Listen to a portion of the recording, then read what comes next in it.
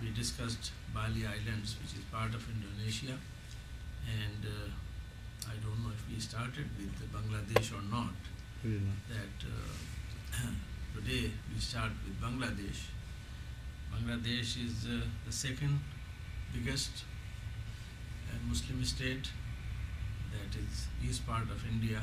At one time, Bangladesh was part of Bengal, which is West Bengal now. It was one province of India with the capital in Calcutta. And in this part, there was the majority of the Muslims.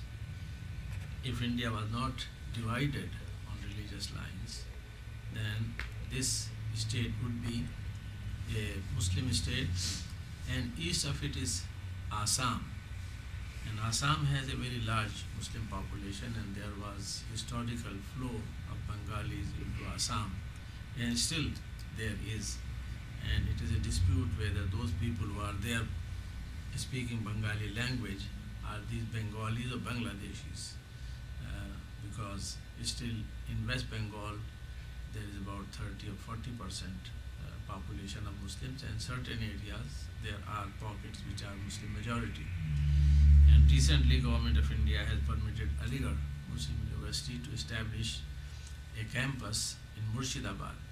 Murshidabad was a historical capital, a cultural capital of Bengal, where there was the planting of the same culture and tradition which was Delhi and Lucknow, as it is in Hyderabad or Lahore and certain places.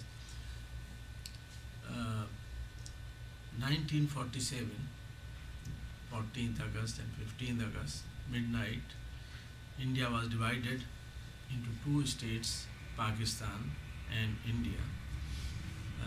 About 1/3 of the population of the Muslims was left in India, and 2/3 was divided between East Pakistan, which is Bangladesh now, and West Pakistan. The partition was on the basis of the idea that Muslims are a separate nation, and therefore they need a separate identity and separate state.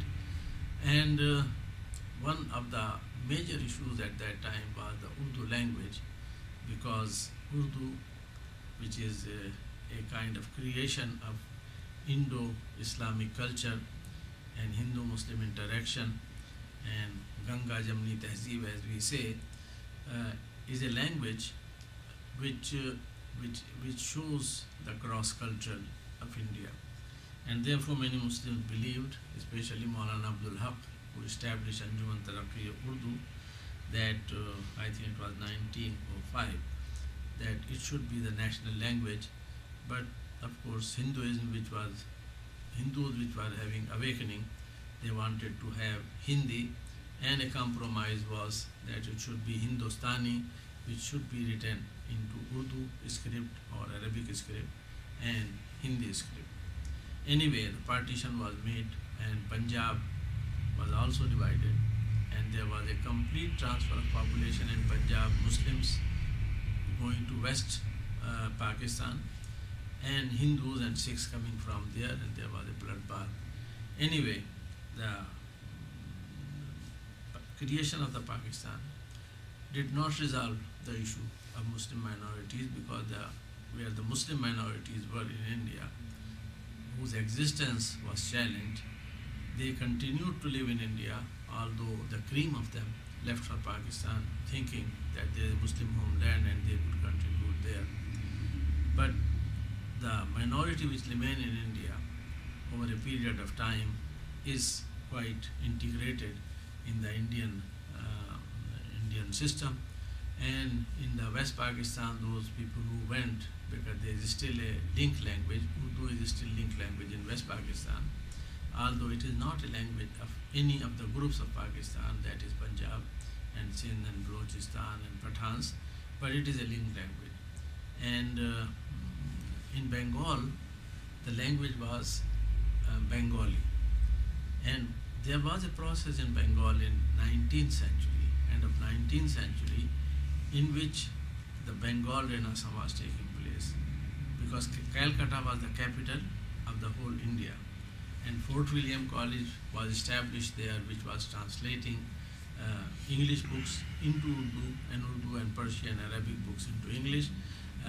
it played a very important part in the awakening of the consciousness of Bengal, which was primarily a Hindu consciousness, and Raja Ram Mohan Rai, Aurobindo Ghosh, Swami Vivekananda, Ramakrishna, there have been the whole Tagore family, they all played a very important part, and they produced a genre of literature which is Sanskrit based and which is the Hindu ethos, without sometimes being pronouncedly Hindu like Tagore, or sometimes openly Hindu like Aurobindo Ghosh or Vivekananda, and it created an environment of cultural Renaissance environment, and therefore Bengal Renaissance it is called.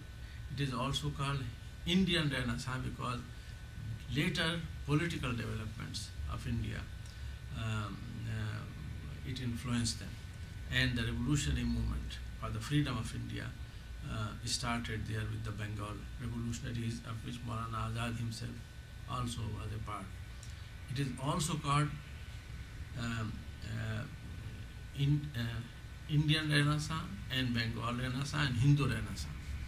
So this is same time, the same process is, Muslims were influenced by it, but at the same time they were developing their own resistance to it also, yet they did not have literature to counter it.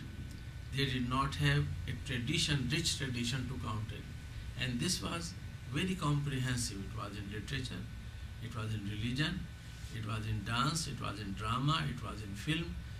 It had so many expressions which Muslim society lacked, and they did not think in that term.